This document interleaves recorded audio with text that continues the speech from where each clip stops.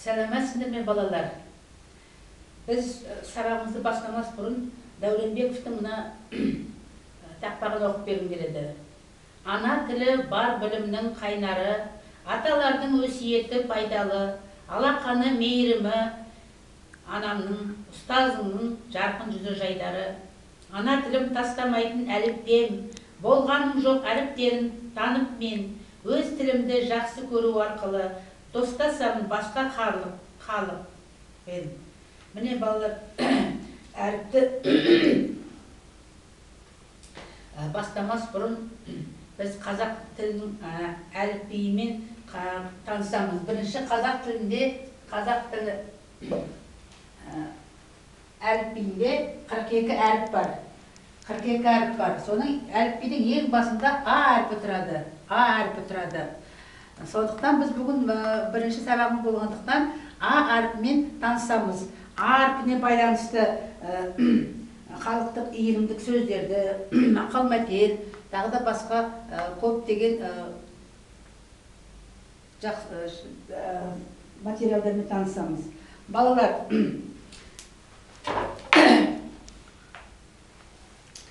біз дыбыстар әлеміне кіргенде дыбыстардың екіге бөлінетінін білеміз. Олар дауыстылар және дауыссыздар болып. Дауыстылар олар екіге бөлінеді, жуан және жіңішке. Соның ішіндегі мынау әріптер О, А, О әрпі әрқашанда жуан болады. Соның ішінде біздің бүгін өтетін әрпіміз А әрпі. Мынау баспа түрі А әрпінің. Ол екі таяқшадан және ортасындағы жаңа таяқшадан тұрады, үш бөлімнен тұрады. А дегенде біз балалар қана айтып көріңдерші. Аузымызды ашып, жаңағы жуан дауыспен А әрпін айтылады. Енді мысалы мына өлеңдерді қарасақ, атама орағын алтынай сыйлаған, ақ бұлттар аспанда ақ мақта жинаған дегенде бұл сөздердің барлығы А әрпінен басталып тұрғанын байқадық. А әрпіне керекті, мысалы, А әрпіне бастайтын болсақ, қазақ сөздерінде өте көптеген сөздер бар. Ара, мысалы, ара, балалар айтып көріңдерші, ара дегенде екі буыннан болады. Сол сияқты алма. Міне мына суретті қарасақ, алма, өте әдемі алма. Алма қандай? Алма қызыл алма, алма үлкен, алма дәмді, алма жұмсақ деген сөздер шығады міне. А әрпінен тұрады. Енді осы алмаға біраз тоқталайық.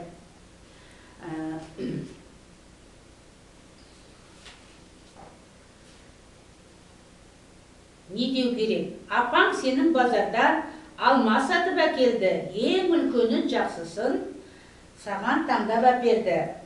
Не деу керек? Әрине, рахмет деп барып жеу керек балалар. Жаңағы алманы. Енді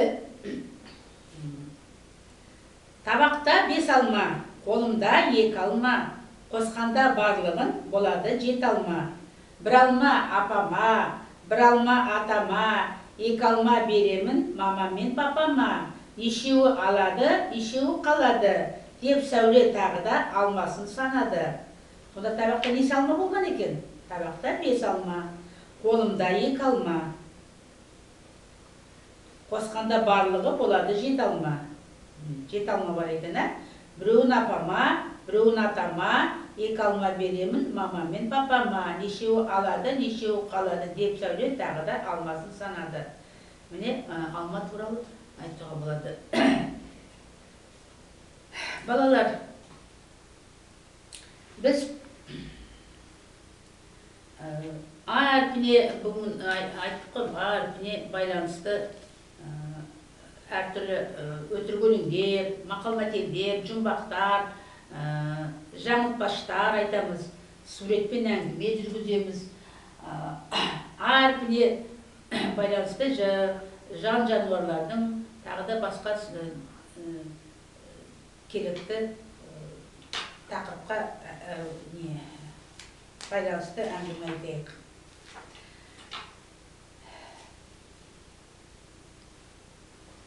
Алфавиттік өтірік өлеңдердің ішінде А әрпіне арыстанды жектіде, айға салып түренді, арман астық септіде, ағаш орын орып жүренді. Балалар, міне өтірік өлеңде қараңдар, арыстанды жектіде. Арыстан жеуге бола ма? Әрине жеге алмайды. Айға салып түренді, арман астық септіде, ағаш орып жүренді. Астықты сепкенде, оның астықтың орнына астық шығады ғой. Бұнда ағаш еріп, орып жүреді дейді. Бұл әрине өтірік өлеңдердің бірі, бәрі де А әрпінен басталған. А әрпінен басталған. Сондықтан біз оны жаңағы енді А әрпіне байланысты балалар тағы да мынау жаңылтпаштар оқып шығайық. Аршабек арша деп шыршаны, шыршабек шырша деп аршаны, шатасты күлдіріп баршаны, шырша деп арша деп шаршады. Тағы қайталайық бәріміз. Аршабек арша деп шыршаны, шыршабек шырша деп аршаны, шатасты күлдіріп баршаны, шырша деп арша деп шаршады. Әрине айтуға өте қиын, өйткені бұл жаңылтпаш. Немесе тағы да мына жерде. Әппақ, әппақ, бәрі әппақ, қар әппақ, бауыр әппақ, ақ бұлт қырау мақта әппақ, ақ сүт айран қант әппақ, ақ қыс ақ қу қағаз ақ, ақ тіс ақ қу қымыз ақ, әппақ дейін, ақ дейін, ақ емес бірақ ақ дейін. Көрдіңіз балдар, бәрі де жаңағы А әрпінен басталып, жаңағы ақ қар, ақ бұлт, ақ сүт, айран, қант та әппақ дейді. Ақ қыс, қыстың түрі де ақ қу, қағаз да ақ тіс, ақ бу, қымыз да ақ, әппақ дейін, ақ емес бірақ ақ дейін. Осы сияқты жаңылтпаштар түрлерін айту керек. Енді балалар, біз әріптер туралы не айтамыз? Әріптер өте жаңа айттық, қазақ тілінде 42 әріп бар, соның жаңағы әрбір әріп нұрланып бізге сырын ашады. Әр әріптен бір жарық шұғыласын шашады. Әр күн сайын бас қосып сыйлайды асыл әліппен, көп оқимыз достасып 1000 миллион әріппен. Әрине біз кітап оқу үшін ең бастысы әріпті тануымыз керек. Сол әріпті ең басында тұратын А әрпін туралы бүгін айтып жатырмыз. А әрпі өте әдемі дауысталады, дыбысталады. А әрпін жаңа біз жуан дедік. А әрпінен өте көп сөздер басталады. Мысалы, құстардың ішінде ақ қу десек, ақ қу, екі буын бар, ақ және қу. Ақ қу құстың патшасы. Құстың түрі де әппақ болады. Ақ қу өте сүйкімді, әдемі құс деп қазақтар қасиетті құс деп санаған аққуларды атпайды дейді.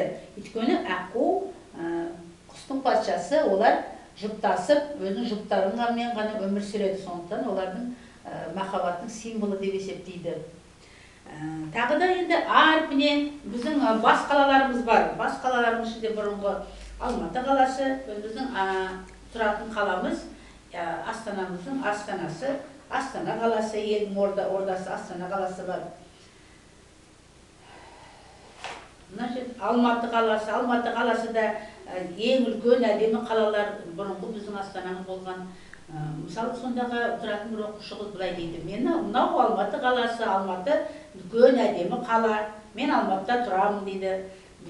Алматыда көп алма өседі, алмалар, апорт алмалар бар. Сол апорт алмалар туралы былай деп Оспановтың тақпағын айтуға болады: жап-жасыл ағашы, қып-қызыл алмасы, ақ басты тауы бар, Алматы қаласы деп әдемі суреттеген. Енді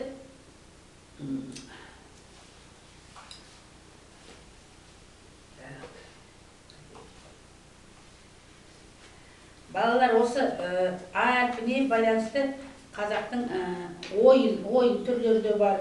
Ойын Мысалы, мындай ойнауға болады. Ай көйлек деген ойын ойнауға болады. Онда балалар екіге бөлініп, екі топқа бөлінеді де, аралары 20-30 қадамдай алшақ тұрады. Бір-біріне қарама қарсы сап құрады да, жаңағы қол ұстасып тұрып бірінші топ былай деп шақырады. Ай көйлек, ай көйлек, айдың жүзі дөңгелек, ақ терек пен көк терек, шауып алдым бәйтерек, ақ терек пен көк терек, бізге сізде кім керек деп сұраса, екінші жұп топ айтады.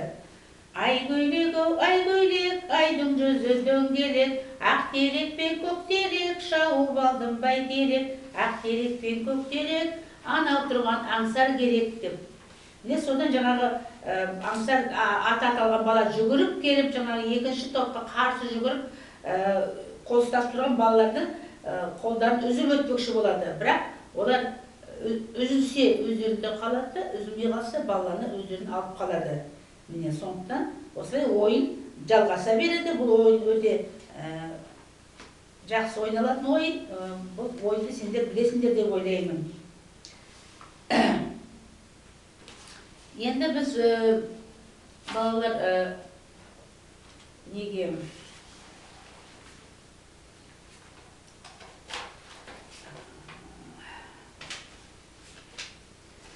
ат әрпіне байланысты мындай бір қызық әңгіме оқиық, қысқаша ғана.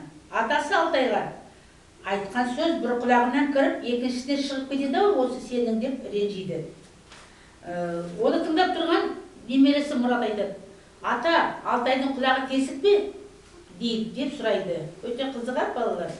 Жаңағы Мұрат жаңағы сөзді дұрыс түсінбей қалды. Мына сияқты тағы бір қысқаша әңгіме. Алтынбек Тұрғанбаевтың тісі ауырып, мазасы кеткен Мараттың шешесі де дәрігерге ертіп барады. Дәрігер Маратқа орындық отырғызады.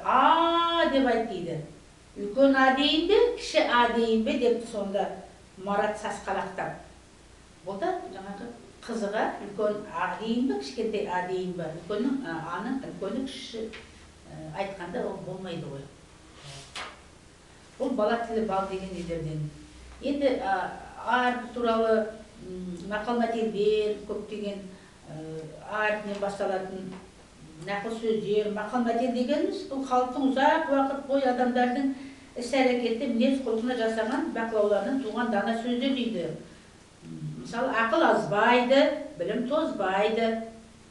Ақыл азбайды, білім тозбайды. Қайталандар, ақыл азбайды, білім тозбайды. Ол ақыл азбайды деген, жаңағы ақылың ешқашанда таусылмайды деген сөз. Білім алсаң, ол білім ешқашанда тозбайды. Біліммен барлығын біз жеңіп шығамыз. Енді мына бір мақалда ақылың болса, арыңды сақта, ар ұят керек әр уақытта. Ақылың болса, арыңды сақта, өтірік айтпа деген сөз.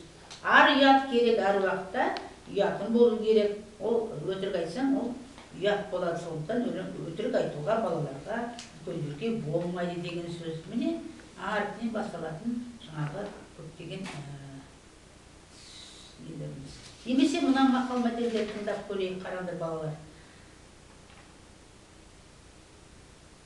Ананың ізін қыз басар, атаның ізін ол басар дейді. Бұл не деген сөз? Ананың ізін қыз басар, жақсы қыз болса, ананың жақсылығы кетпейді. Атаның ізін ол басар деген, ата көрген оқ жонар дейді, немесе қазақтар айтады. Жаңағы жақсы, әке-шешеңнің жақсы істерін алға қарай жалғастыратын сендер боларсыңдар. Сондықтан тәрбиелі ол қыз болып өсулеріне тілейміз. Немесе анасының тілін алмаған азапқа қалады дейді. Үлкен кісінің айтқанын істеу керек, үлкен кісінің айтқанын орындау керек. Егер сен қисайсаң, тіл алмасаң, әрине көптеген қиындыққа кездесетін. Сол үшін айтылған мақал. Немесе атаңа, анаңа не қылсаң, алдыңа сол келеді дейді. Егер сен жас кезінде ата-анаңды сыйламасаң, ертең сені де ешкім сыйламайды деген сөз. Сондықтан балалар мақал-мәтелдерді жаттап, естеріңізге сақтап жүріңдер. Кім не деген? Ата не? Ата деген не? Ата деген ол асқар тау деген сөз. Ана деген не? Ана ол бауырыңдағы бұлақ. Бала не? Бала бал құрақ. Аға деген кім? Аға бабын. Іні деген не? Іні тас. Ата не? Ата бәйтерек. Бала не? Бала жапырақ. Міне осының барлығы да әріптермен құралып тұр. Енді балалар темесі өте көп. Бұл жерде жаңағы халық ауыз әдебиетінен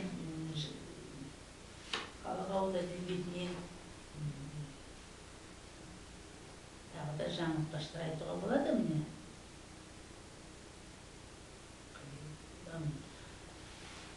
Ақ матадан ақ мақта ақ па? Ақ мақтадан ақ мата ақ па? Ақ матада ақ, ақ мақтада ақ. Тағы айтып көрейік. Ақ матадан ақ мақта ақ па? Ақ мақтадан ақ мата ақ па? Ақ матада ақ, ақ мақтада ақ. Бұл біздің жаңағы тілімізді жаттықтырып, ой-өрісімізді кеңейтетін жаңылтпаш, қысқаша жаңылтпаш нелеріміз. Осы жаңылтпаш, жұмбақ, мақал мәтел, қысқаша әңгіме өлеңдер біздің тіл байлығымызды кеңейтеді, тіл байлығымызды асырады. Сондықтан сендер әрқашанда жаттап оқып жүріңдер. Бүгін біздің әрпімен танысымыз осылай басталды. Әрі қарай біз тағы да басқа әріптермен танысуымызды жалғастырамыз. Әрбір сабақта жаңағыдай халық ауыз әдебиетімен танысып отырамыз. Ал балалар, қош сау болыңыздар.